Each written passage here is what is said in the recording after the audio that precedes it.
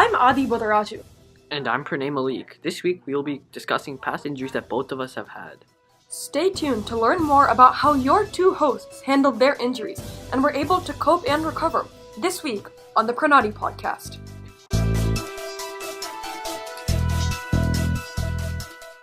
It was another normal day in 6th grade and Adi Budarachi was getting ready for school. I had just got up and was going into the shower. The day before, I had a shot from the doctor, and I didn't feel very well. He went into the shower and turned it on. Within 20 seconds, he felt something very odd start to happen. My eyes started to black out. I was worried that I might faint, so I shouted for my parents. The next thing I knew, they were helping me out of the bathtub, and my shoulders were stinging with pain that I had never felt before. It turns out that Adi did pass out, and when he fell over, his chin hit the shower knob, turning it all the way to hot. In the 30 seconds it took for his parents to reach him and turn off the shower, he had sustained third-degree burns across the top half of his back and second-degree burns all across his shoulders. I remember that my parents kept asking me where it hurt, and I said that my shoulders hurt. They were very concerned, as I didn't even realize that my back was burned. The hot water had burned through all the nerves in my back. Over the next hour, his parents rushed him to the nearest hospital and had some tests performed, only to have their suspicions confirmed. Adi would be spending much of the next weeks in the hospital. Throughout my stay there, it was an emotional battle between my positive attitude, the pain, and the constant drugs I had to take to keep the pain at bay. Every day, I would have a long needle of an IV poked into my arm and stay there. Through this, they would send opioids such as oxycodone and morphine. It was draining on Adi's energy. Slowly, he had to find other ways to deal with his pain and recover from it in order to make sure he got through his time at the hospital. I remember that during my painful bandage changes, my mom would keep me distracted by giving me large numbers and asking me to estimate their square roots. Looking back, I find it a little bit embarrassing, but at the time, it was the best way I had. After about 2 months of hospital time and 2 surgeries, Adi had struggled through and was finally able to go home. He was mentally exhausted from the math puzzles he solved and the Rubik's Cube he learned to do, and physically exhausted for constantly going on walks around the hospital. I think the primary factors that helped me suffer through my stay in the hospital were my family being around to support me and my positive attitude throughout. I am really glad that I was able to overcome my injury and recover. Thanks for telling me your story, Adi. No problem. It was a pleasure to be on here.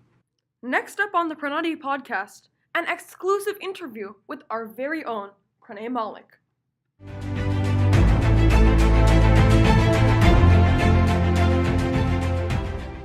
It was August 21st, 2009. Pranay Malik was only 4 years old at the time. I came home from the first day of school in kindergarten. I really hated the first day of school, and I really hated the rest of the terrible year.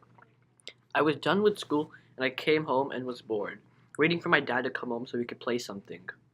What happened next then? My dad took me and my sister to Creekside Park in Cupertino, where I played for an hour and a half. I was then playing on the monkey bars, and then my hand slipped and I fell about 10 feet, landing directly on my forearm. Oh my gosh! How badly did it hurt you? It was painful for the first few days, but after a while, I got a sling and then a cast where it was hard adjusting to a certain position. That's sorry to hear. How did the injury affect you? How long did you have to adjust to it? I felt bad because, in a way, I was considered special. The teacher would treat me with more kindness than anyone else in the classroom. The teacher would tape my papers to the desk so I could write because I couldn't write with my right arm. The hardest part of it was taking showers. Every morning I'd have to put a plastic bag with tape to my arm so that my cast wouldn't get wet, and it was a pain removing it off. What were some strategies that you used to try to recover from this harmful injury? It was really hard going through this phase in life where I was injured. I was limited to a lot of things where I couldn't do much with the broken right arm. I couldn't do roller coasters and all that, but I could do smaller stuff. The main thing that helped me get through this is my family, because they always helped me and supported me on whatever I did. Wow, it's nice to hear that you had such loving parents that helped you through this injury. But is this the only time you had an injury like this, or were there others? Actually, no. In 8th grade, I was playing basketball and someone ran into me and I fell directly on my left arm same part of the arm where I broke my right arm.